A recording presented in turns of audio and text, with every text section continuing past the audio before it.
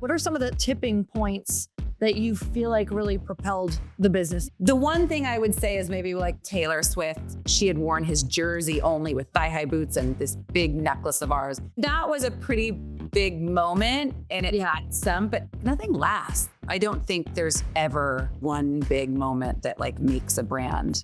I feel like that's so empowering to know. And I've heard that from so many people because I think they see like, oh, well, here's why they got successful. I'm like, not really. Because even though they got that like moment, it's not sustainable.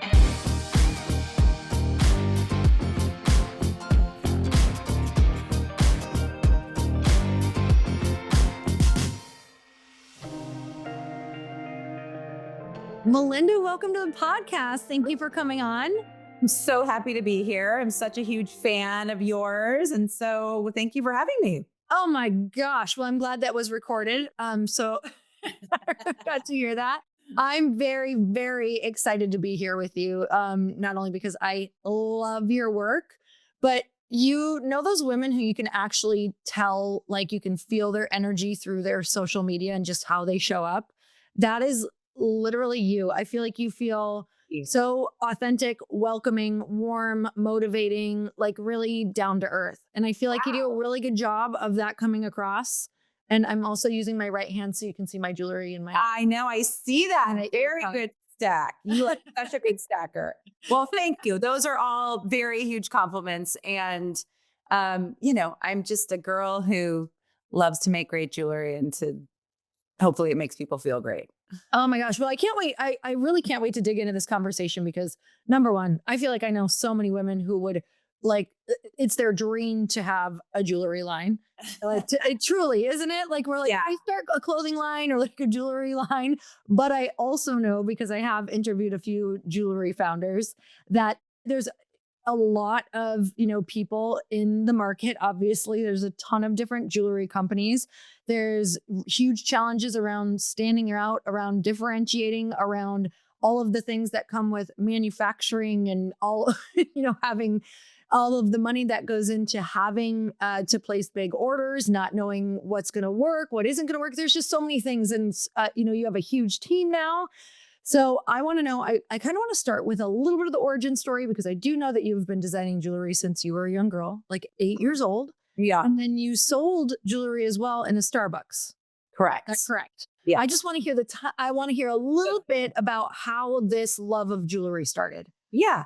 I did start when I was very young. I do feel very lucky that I found something that I was obsessed with. And I think as a parent, and I'm sure you have a lot of moms and your that are your followers, it's the most important thing is to find what your kids are obsessed with and that are good at. Like, hopefully they're good at it too. Started at a very, very young age. Moved to New York because I wanted to be inspired by a big city because I grew up in a small town and I didn't feel like I had anybody that was like a creative that felt like me. And so Where'd you grow up? Spokane, Washington. Okay. And so I followed my instincts where everyone was going to college. I was like, I need to go. And we didn't have a lot of money to go see, to go vacation and experience the world. So I was like, I'm going to go to New York City and I'm going to be a nanny. And so I did that. Quickly realized I couldn't afford to not live with my employer because I wanted to like nanny forever. So I moved back home, went to school a little bit, all while making jewelry. It's just always my like, I feel like kids now go to their phones or their iPads when they're bored. Like I went to like handcrafting, just anything I could get my hands on. Anyhow, I moved to Los Angeles after that, packed up my bags. I think I saved like $1,500, somewhere around there, $1,500, $2,500, bought like a little crappy car and drove down to LA. Didn't know anybody, didn't have any money, didn't have a college degree, didn't have a job. So it was like, I just got to go there. I was like, I just got to go out and do. So, I had like a myriad of jobs to pay my bills, but I would sit at Starbucks because they were all popping up. And as an entrepreneur, you have to be very resourceful and scrappy. And, the Starbucks, like everyone was going to Starbucks. I'm like, okay, that's a great way to get in front of people. So I sat where people would get their drinks and I would sit and make stuff. I would spread my whole, stuff out and people would come and get their drink and they'd eventually look down and say, oh, are you a jewelry designer? And I'd say yes. And I totally felt like I had imposter syndrome by saying that, but I really was in retrospect, like looking back. And people would start buying stuff from my table. So that was just like, there's such a series of following my instincts, even though it was like not the norm. Like it was not the norm to go to college. It was not or to not go to college. It was not the norm to move to, New York City and be a nanny and live in their house, and where everyone else was like finishing their careers and getting a job. And it wasn't the norm to go sit at a coffee shop and spread all my stuff out, and hand make stuff and sell it from there. So there's been when I looked back, because we're celebrating our 20 years, I really looked back to see like what were some of the key takeaways of like becoming successful. And one is truly never giving up, because it really took me many, many, many, many, many years in order to be profitable. 2, to find something that you love. And then 3 is just to follow your instincts, even though they might seem like completely outside the box and might be embarrassing, right? Like I wasn't able to go and tell people when I came home from Christmas break or spring break, like, oh, I'm going to college. Oh, I'm in this sorority. I was like, oh, I'm living in Los Angeles, like making jewelry in a cafe, and people would snicker and just be like, oh, sure, you're a jewelry designer, because everyone else is too. But if I think also like if you have like an ego about what people think, you're in trouble. But anyhow, that's my little bit of start of my story. And so it eventually led to, I had a big group of amazing women that followed me. I would have little parties. I was very grassroots. I grew very slowly because I didn't have any institutional money. So I would grow on retained earnings. And then, women would follow me, and I'd have little parties at my place. And then I would schlep my stuff around town and try to get into stores and, et cetera, et cetera. And, that was like sort of the beginning of the, yeah. And then I went on game shows to have seed money to not have to work at other jobs and just focus on jewelry. So I went again, that was like resourceful. People are like, it's so weird. And I'm like, why? There's a million. When did you get that idea? I mean, obviously living in LA, it's like just such a different. Yeah, it's just like you got to be resourceful about what's in your backyard. Like I'm like, I'm in LA, I'm in the capital of the world. That's where I was like, I hunted down stylists, even though I was absolutely nobody. I would go and knock on their doors. I would like bring them flowers and jewelry, and most of them didn't really use my stuff. And then eventually some people did. And then my other instinct was, okay, now that I know a few stylists, like I need to find a publicist. And so I found a publicist, even though I really couldn't afford it. It was so stressful. And yeah, my other instinct was my publicist that was working, can I show them? My publicist is right here. There's Margot. Hi. Love Margot Siegel PR. So my other instinct was when I saw my publicist, how old were you? 22. She was 22, and I walked in, and again, like I couldn't even afford to be at this publicity firm. I walked in and I saw her, how she was handling everyone and everything, and the stylist and on the phone. And I think I had been with the firm for how long? Like 2 months or something, maybe even that. And just this instinct overcame me. And I was like, you have to quit here and start your own firm, and I'm going to come with you and be your first client. And she's like, what are you talking about? I just got this job and I'm 22. And I'm like, we got to make that happen. Cut to, she's one of the biggest, if not the biggest, jewelry publicists in the country. She only does jewelry, and she has a huge business. And, I was her first client, and we've been together for how long? 17 years. But like my husband and I sat with her. We're like, okay, let's think about a business plan for you, and let's see what your expenses are. And but that was another like instinct that I had that felt like really crazy and totally inappropriate. But I like saw how she was working, and I was just like, this girl is like running the show. So anyhow, the following your instincts, even though they might be, embarrassing or feel strange or out of the box, was like a really key point to like a series of like successes that I've had.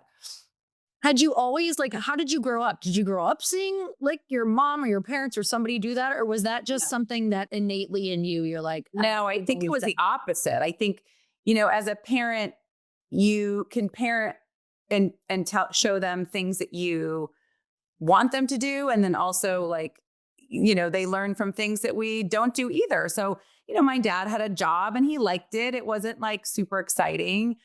And same with my mom, and she really liked it, but that didn't feel right to me. I was like, oh, I want to be so excited about what I do that I'm actually going to never do that. And like, I'm actually going to never have jobs that don't totally resonate with me. I mean, I would quit jobs that I didn't even have money to pay rent, which was stupid, but like, that's how like passionate I was about like doing something I really love. If you had to start over right now, would you take that same path? Do you think you'd go totally grassroots? Would you do the stylist thing? What would that look like for you? Yeah. I mean, even today, we're super scrappy. I mean, we're a pretty decent sized company with, resources and money to do things, but we still are scrappy. We're still like, how do we use AI and be as scrappy as we can? Like, where can we save money to help the bottom line and to grow the top line? Like we still operate like that. We don't throw cash around because I'd rather, pay my employees more or, pay us more. And yeah, we're still like very scrappy. And it's fun to feel like you're like, oh, I got this deal done for, I felt good about that deal, how we negotiated. But yeah. Looking back, what would you say when you've really sat and thought about, because I know you've probably gotten a question like this hundreds, thousands of times, but like, if you had to look back and say, oh, these were 3 to 4 really big needle movers, would you say it was the getting scrappy and just like being out with the people and doing the events and then getting with the stylist? What are some of the tipping points that you feel like really propelled the business? It's interesting because I speak at a lot of colleges and business schools, and I do get this question a lot from students. And for me, I always think that people are trying to figure out what that brass ring is. And I don't think there's ever that brass ring. It's like thousands of little things. It's thousands of little paper cuts. Yes, it's that. It's never. The one thing I would say is maybe like when Taylor Swift, I mean, that was just like a lightning in a bottle thing where she was on the Eras tour. She was the biggest. I mean, she still is. She was dating, Travis Kelce. She had just come out that they were dating, and everyone was like, you couldn't open a book without, or a door without hearing the word Taylor Swift. And she wore his jersey. I think it was like the first time that she had gone to like one of his games, and she had worn his jersey only with thigh-high boots and this big necklace of ours. I mean, that was a pretty big moment, and it had some, but nothing really nothing lasts. Like you have those moments and it goes right back down to like, it normalizes. Like there's nothing that you can do. I'm still think that my business could be done tomorrow. That's how I work. Wow. I never am looking back and saying, oh, we did such a great job. I'm constantly like, how do we get better at manufacturing? How do we get better at customer service? How do we get better at delivering the best quality fashion jewelry of anyone in the world and with an amazing price? Like we're constantly, how do we get better at production? How do we get better at content? And my team has that same drive. And I only want to work with people like that. Or how do we get better at AI? Yeah, for me, it's never like, oh, these are the big moments. I don't want to rely on anybody else's or any of those moments. I want growth with stability. I want growth with stability. So then you can just, what's coming down the pipeline. Okay, we need to acquire this many customers and then have this much customer retention. And how does that work together? And what's the conversion rate? And then that equals this, like, get better at data and how to read data. And, I don't think there's ever with any company now, like ever one big moment that like makes a brand. It's actually I feel like that's so empowering to know. And I've heard that from so many people because I think they see like, oh, well, here's why they, got successful. I'm like, not really. Because even though they got that like moment, hopefully they capitalized on it and really used it and keep reusing it. But at the same time, it's not You gonna can be forget. sustainable. Yeah. Mm-mm. Yeah. It's great. It's great. Like even, celebrity hits like don't have that power anymore. I think Yeah. Taylor Swift is the only thing that did ever have that like massive thing, but it's all like branding, right? Like Mhm. brand, I always talk about brand equity is so important that people understand who you are as a brand, not just like selling product. And that's a really hard thing to do. Like very few companies really understand what brand equity is. And yeah, it's a hard thing to do. So we're constantly trying to figure out like, okay, how do we convey like who we are to, Mhm. our consumers? Well, that I love talking about brand. I love learning about how people think of brand. Do you have kind of a breakdown of how you view brand equity and what you think is some of the most important pieces for people who are listening to look at their brand and think about? It's like if you look at some of the great brands, like you think about Ralph Lauren, like what is that brand equity? Like people think about Ralph Lauren and they think of preppy, they think of the Hamptons, they think of a polo match, they think of like elevated, layered. So like that's what they think of when Mhm. they think of like Ralph Lauren. Like it's a feeling that people get about when they think about your brand, or when they think about, Nike is like it's an athlete, it's a person that's pushing themselves. It's like not they were really just like a sneaker, and they became this whole ethos of like just do it, and making like everyday people into athletes. So Mhm. you think about like some of those really great brands, and it's just a feeling that you get and you understand like who they are. So with your brand, it feels like you have to be like endlessly creative. Like I know that you're a creative, so it probably comes fairly easily, but I also know that can kind of, come to a place where you're like, I'm kind of just stuck. I don't even know what to do next or where this brand should go. What have you done throughout the years? It's been 20 years. Yeah. What have you done throughout the years to like reinvent, stay within the brand, but also create just everything that you have continued to create? Are there exercises that you guys do? Like, how do you stay fresh and creative? You know, I, I do think that I'm just good at that. Like we're all good at something. Yeah. And I do think it does come fairly natural to me designing. I think the creativity part that can be, like challenging is now we're like just as much a production studio as we are Mm. a jewelry company. And so just the content in which people like absorb of like what do they want to see? How do we still stay true to our brand? We don't want to be an entertainment company, but we still want to, we want to have fun with our contents because we're very much about like layering, and jewelry should be fun. So our content should be fun.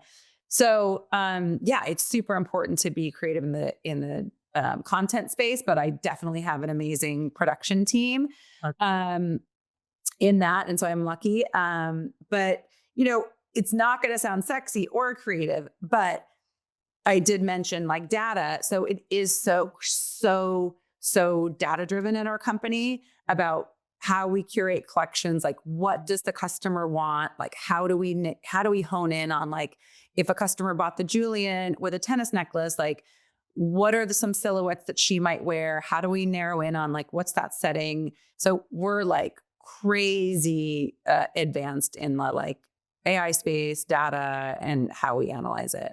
That is so interesting. How has marketing changed from the beginning until now? And what would you say to somebody who I actually know quite a few people who either want to start a jewelry line or have one. And I think marketing is always their biggest, like, where do they go? Where have you found kind of like where have you carved out where your best marketing avenues are now compared to what they were? Like in just creatively or like in paid? Like as in even in what are the platforms are you like that do better for you guys or have you carved out your is it Instagram? Is it TikTok? Are you Meta ads? Are you Google? Like, what are some of the ways that you're I think marketing? with that, I think people need to like look at who their customer is and like where they're purchasing and run, do like test things out, test out TikTok, test out different creatives. Like, how are you looking at your your ROI on what you're spending? Again, it's like super, super detailed data, and you really need to be or have someone on your team. I mean, it's definitely someone on my team. I have several people that do that, but you have to look at where your dollars are spent and what's coming back and how you analyze it. Do you run your business on a blended ROAS? Like there's so many different ways to do it, but yeah, I think just testing out different creatives in different platforms is important, and looking at the data to see, what that is, what's working and what's not. And then you analyze your creative and you're like, okay, this worked, but this doesn't. When do people click out of an ad? Like, is it 2 seconds? Do we need a hook? There's so many different variables that you need to like piece together the puzzle. Was in the beginning, was it like, or growing out your team? Because obviously you have a really big team who does all of these different things as well. Were you challenged putting together a team, or was that also something that was natural to you? Or did you have to go really learn did you have to learn a lot about leadership? Yeah, I'm still learning about leadership. Same. Every day. It's hard. Leadership is hard. It definitely is hard. It's 20 years in. I finally have a really amazing team that we all have our place and we work together really well. But I ran the business up until 2021. And then I realized like, I really don't want to be a CEO. So I was the CEO. I was the head creative person. But when you have a smaller company, you have to wear a bunch of different hats. And so I was lucky enough to find a really incredible CEO that runs my company, and I stepped down as CEO. And I think I took the business to about 20 million when I stepped down.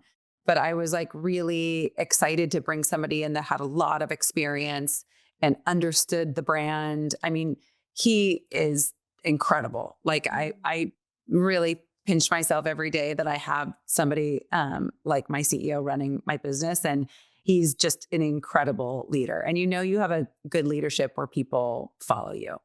So yeah, I feel very lucky, but it is hard. I think to build a team, and there's different dynamics, and I think to be very clear about what each role does and have very clear KPIs, and then you have a culture, right? So like you can have one person that totally sets off the culture, and so that's hard to balance, especially in the creative space. Like it's not a black and white thing. It's like, I really love this. Somebody else might not love it.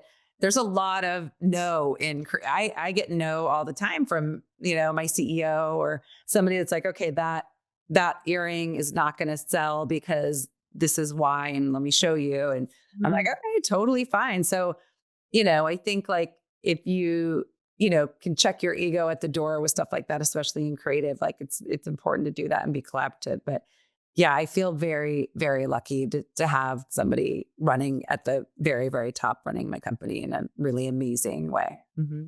When you're growing a company, you know that you need good people around you in order to get to the next level. And right now, there's a talented person out there who could take your company to the place that you want. But the question is, do you want to just hope that they see your job posts before your competitors, or do you want to match with them using Indeed sponsored jobs? If I had to hire someone for the show tomorrow, I wouldn't mess around with candidates who look decent on paper, but don't even get what I do. I'd want somebody who already has worked in podcasting and editing and software and understands workflow and can jump in and not only do the job well, but help take us to where we want to go. That's why I use Indeed sponsored jobs. They help you find people who actually fit what you're looking for. Stop struggling to get your job post even seen on other sites. With sponsored jobs, your post is boosted to reach quality candidates, the kind of people who can help your business thrive and drive the results that you need. And the best part is you only pay for results. In fact, sponsored jobs posted directly on Indeed are 95% more likely to report a hire than non-sponsored jobs. So if you're hiring, Indeed is all you need. And I like those stats. So spend less time searching and more time actually interviewing candidates who check all your boxes. Less stress, less time, more results now with Indeed sponsored jobs.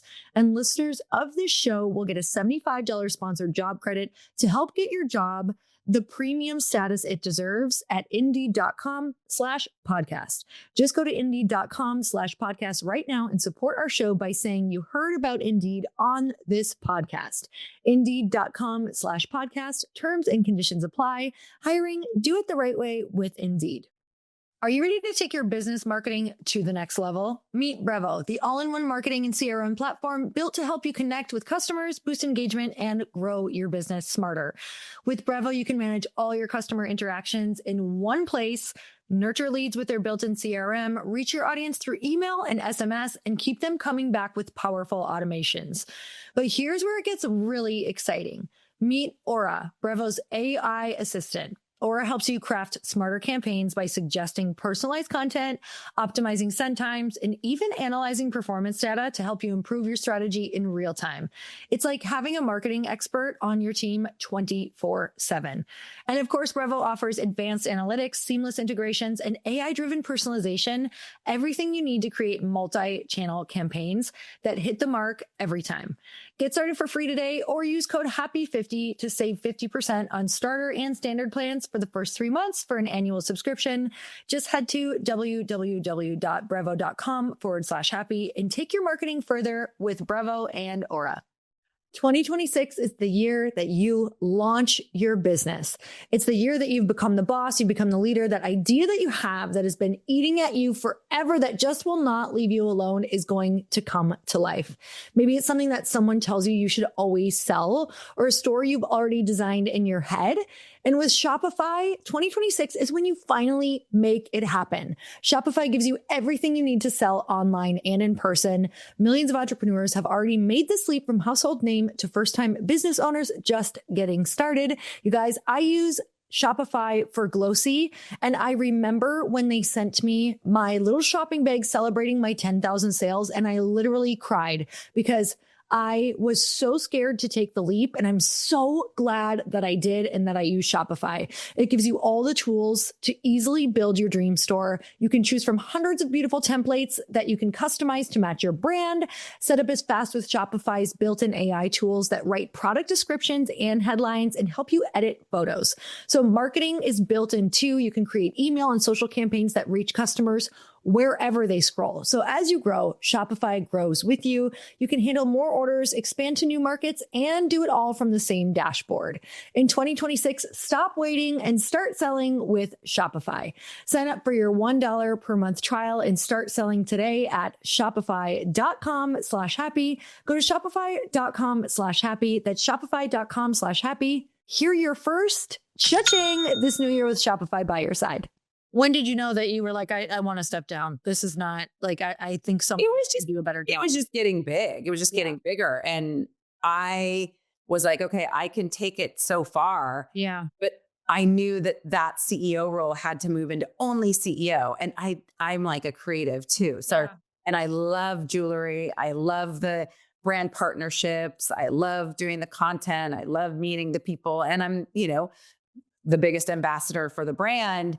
I love doing podcasts. I love speaking on panels. So I knew it was getting too big for me to do both too. Yeah, totally. Yeah.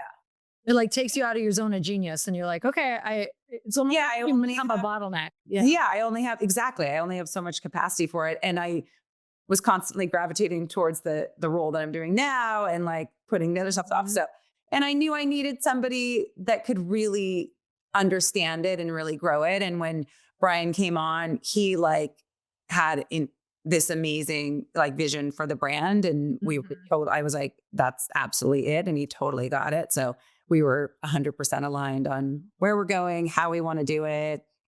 Oh my God, that's a dream. I know some people cycle through a lot of CEOs before. Yes, that's a dream.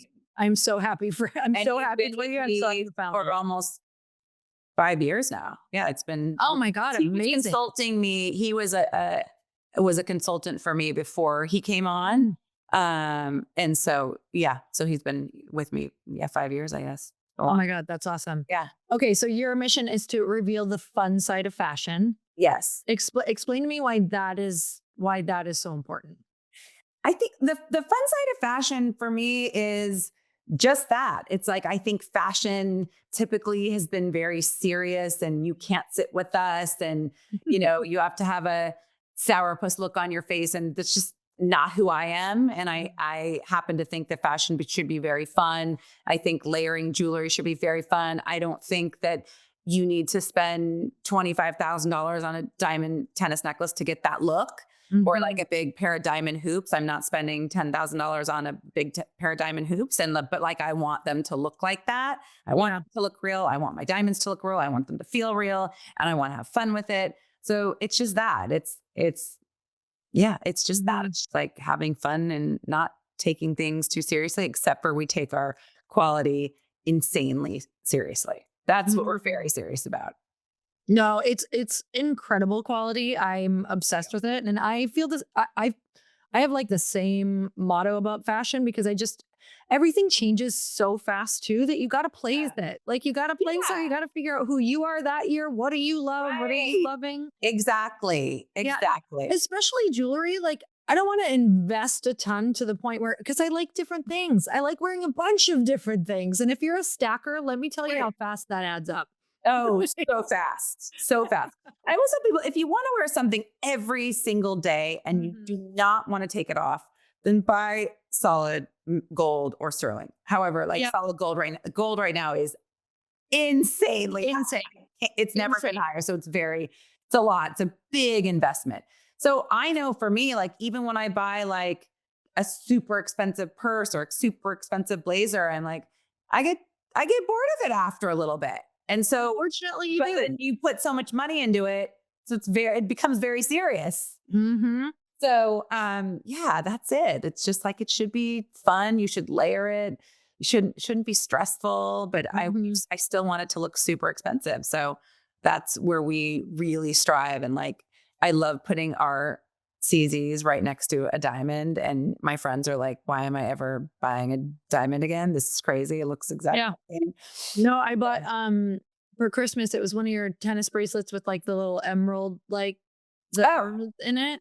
This one. You have it on? Yes, I love it. I got more compliments on that, and it looks like an emerald. Oh, people absolutely thought that was. They're like, oh, did Chris get you this great? Yeah, it was great. Like, I got me a great gift. Exactly.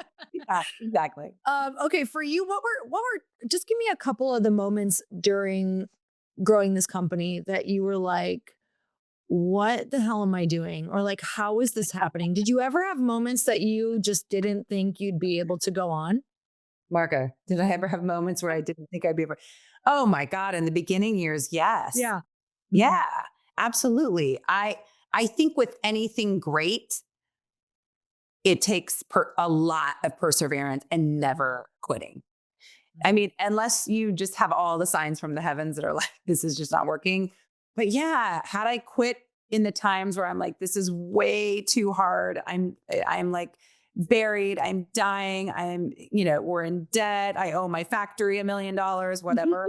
Had I not figured it out, I mean, I wouldn't be here. But yeah, so many times. Now, no, I don't have that. We're a very stable company and in a nice, great size, and we're very, very profitable. But through those building, like, getting from zero, getting to $1 million, getting to 500,000 in revenue is hard. Getting to 500 to $1 million is so hard. Getting to $1 million to 1.5 is so hard. Once you start getting past like the 10, not a lot of companies get past the 10 million. No. And that going from 1 to 10 million is brutal. Brutal. Even 10 to 20 is also hard, not as hard, but because then you have, if you're doubling your sales, or even if you have 25% growth, 25% of like 500,000 and 25% of 40 million growth, like, it compounds pretty quickly once you start to get bigger. But yeah, those years are hard. And I didn't have any money to like put good, to grow it. I just like, I went on retained earnings. Yeah. What do you think still keeps you motivated after all this time? I feel like you're so incredibly passionate about it. Like, oh my gosh. I feel like we are just truly in the last year, like just getting started. It's the best. It's the best. I'm so proud of what we've built. I'm so proud in the last few years what we've built. I just feel like all those learnings that I've had throughout the years, like it's finally coming into fruition and all the dots are connecting and things like that. And we just have an amazing team. But what keeps me motivated is I just love what I do. I just truly, I love making beautiful jewelry. I love seeing it on people. I love talking to the customers when they come into the store, or I see them on the street, or I see them on I was in a jungle I was in Costa Rica. But yeah, in the jungle in Costa Rica, like where I ran into customers, and it's so fun. Like you said that how, what you do, you get to meet lots of people, and some of your friendships have come out of the people you interviewed. Like some of my friendships and the people that I love have come out of like customers that I've met in the store or like out in the world or on vacation. And I just love the way what I do makes people feel. Mm-hmm. I think that's really, really fun when I really hear about like, it makes, I was going through cancer and nothing made me feel better than putting on your jewelry with, with a scarf, and I felt beautiful again. Or I'm a surgeon or I'm a nurse and I love wearing your jewelry in the OR because it just makes me feel so good. Jewelry has zero utilitarian purpose except for making you feel good. That's it. It's really, there's no purpose for it other than that. So no, it's so good. I end up in my little lilac boxes. It's really wonderful. Oh, thank you. So it is so fun. So who do you feel like you had to become? Like if you had to put it in a sentence, who did you have to become in order to be sitting in this chair right now, the person that you are? Like what did you have to let go of? And what are some traits that you've had to really embody? That's such a good question. Who did I have to become? Thinking about the 20 years that we've had, because the only reason why I looked back is because we had a 20-year anniversary and we were like looking back at moments of the business. I go back to that. Like I really followed my instincts. I didn't have an ego about doing things or asking people or knocking on doors or picking up the phone or, when I wasn't anybody of notoriety, like still saying like, I'm a jewelry designer and this is what I want to do. And so like really checking my ego at the door and and just like, I think we talked about it, but just like not giving up. Yeah. Having that perseverance when times are hard was, when I look back, was really important. Yeah. Mm-hmm. So you love community. Sounds like I do. And I feel like I'm starting to see you do a lot of different community things on social as well, which is so awesome that I feel like I see you with community all the time on your social media, which is so fun. Yeah. Why do you think, what's made community so important to you, and why are you so interested in in real life events right now? Oh my gosh.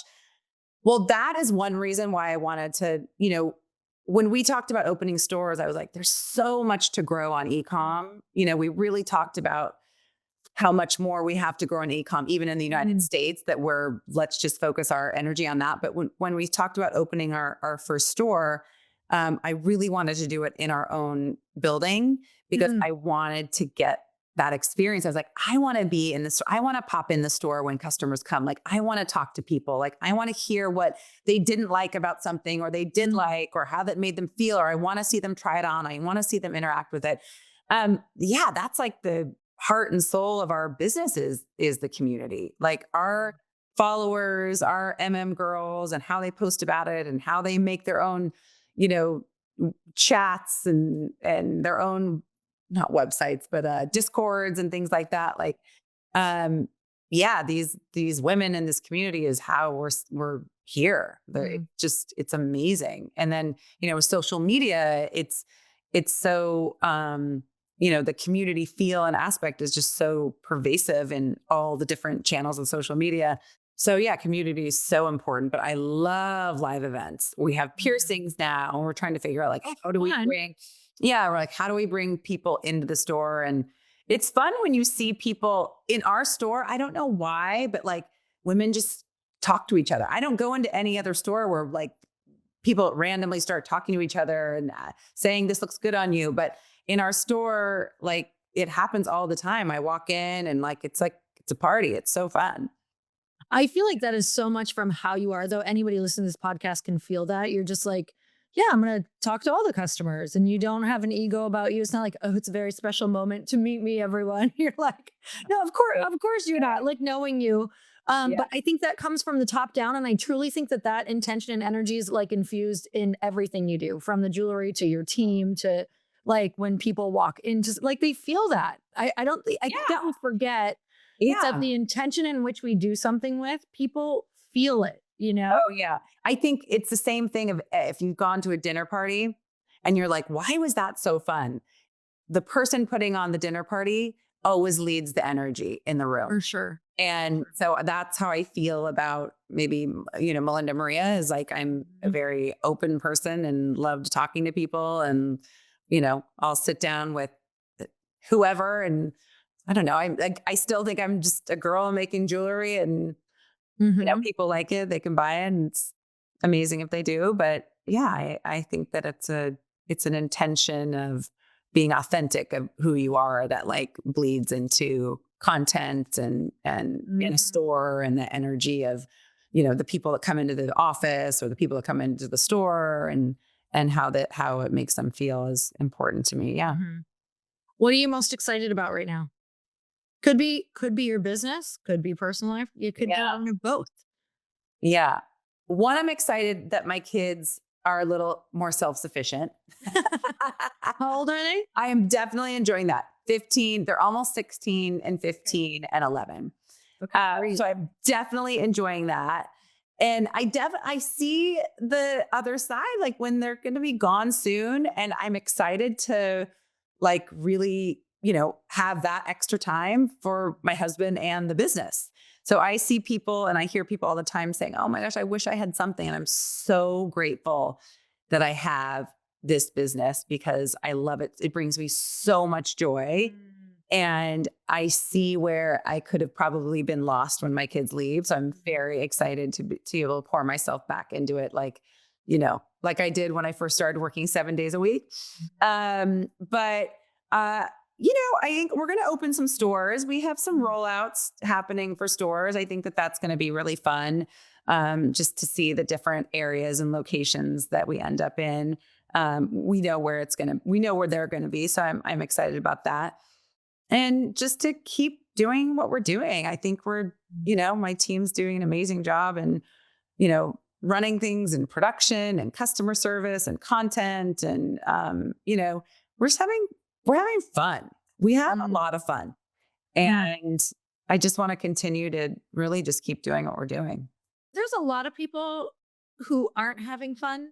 Well, how It's not always fun, but we do have fun.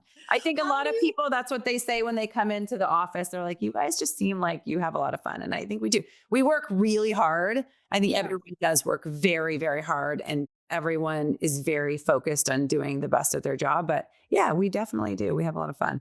That's like a culture thing, though. Is there something Yeah. that you would say to somebody, maybe who's in their business who has the ability to create that culture? Like, just anywhere to start, or some words of wisdom around like how can we look at it more of having fun again? I mean, I don't know. We laugh a lot. We genuinely, I think everyone likes each other. Um, it's that culture of, hiring people that feel like, they're not going to be a jerk. Yeah.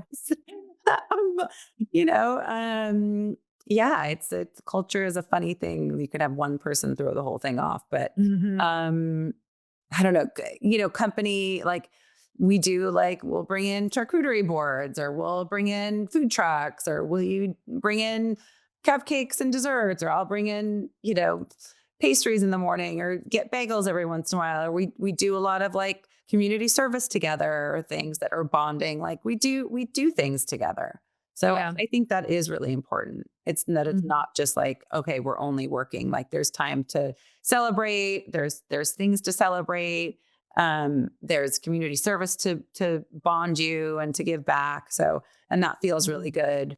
So there's Mhm. culture things that have to happen as well. Yeah, you pay attention to culture. Yeah. Yeah. Yeah. What would you say is, if there was, there's a lot of people listening to this who maybe feel like it's too late to start a business, or Oh, Please. Yeah. Tell them. What would you tell them? Please. No. Oh my God. I feel I'm 50 and I feel like we're just getting started. No. If you love something, it doesn't, just figure out what you love. Like it's not going to feel like work and it's going to be exciting to wake up in the morning. Like never do something. I definitely tell my kids that, like, do not chase money. The money will come if you love it because you'll have perseverance and you will have dedication and you will have passion about it. Then the money will eventually come. But if you're doing something just to make a buck, it's too hard. But yeah, I hate that. Like it's too late. I think that's what people think because they're too worried about what people think and their ego is leading their decisions. And if your ego is leading, then you're always going to be not winning. Mm-hmm. Yeah. You'll be a slave. Yeah. A slave. I mean, hasn't the algorithm hit anybody, all you women that is like, Jackie Onassis, I don't know who the women are. Jenny Craig started her business at 87. Like, Martha Stewart started her business at 44. Spanx, how old was she? Sarah?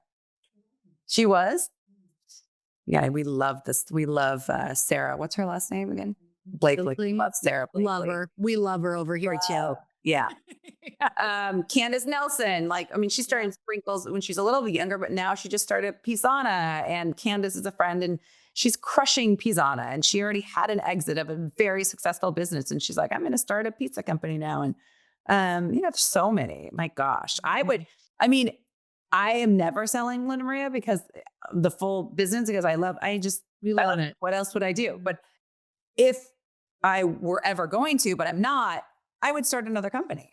I love that. Well, I can say from this podcast, if I had to just like put a label on it, it's like find something you love and you won't feel like you're working. Like, yes, to an extent, because there is a little work hard.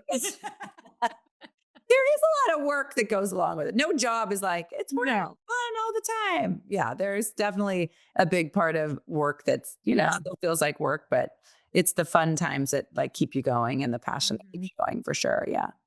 Well, I'm so grateful you came on. Is there any last words that you want to share with anyone? We're going to link up all of your jewelry and where to get it. You guys, it's one of my favorite brands. Oh, I love so Melinda, where, anything that you want to share with everyone? Oh my God, that's such a big general question. It really is. It's too much, but answer if you want. Very direct questions. I don't know. I'm very into health and wellness right now. Get plenty of sleep and put yourself first. I used to work where I just ran myself ragged. Yeah. And I felt like there was like a badge of honor about that. And now I'm very much about like getting your sleep, self-care, working harder, not smarter, smarter, not harder. Mm-hmm. No, I think like you got to take care of yourself to keep the wheels in motion. It's important. Yeah. No, I think that's such a great message. I'm definitely feeling that message because for me, I mean, if you are creative too, like it feels like that creativity just gets cut off when you're burnt out too. It's like, oh my gosh, so totally. Yes. Yeah. And I have been going around and I have been getting in bed around 9 o'clock. Like I've been disciplined. I've been so disciplined I'm still on my phone sometimes, which I really am trying not to be, but I do sleep without my phone in the room. Yeah. I've been trying to go to bed no later than like 9:45, like closing my eyes. I think that's, if any business advice I could give you, it's that. No, I totally agree. Literally, I talk about it all the time. I'm like, you got to fill your own cup. Yes. Well, I'm so grateful for you. I'm going to link everything up below, you guys, so you can go and check out all of the incredible jewelry. I highly recommend. I mean, I'm an ear cuff girly. You have some great ear cuffs. You have amazing earrings. I'm obsessed with the rings. You really cannot go wrong. So thank you so much for coming on the show. I'm so grateful for you. Mwah. All right. Mwah.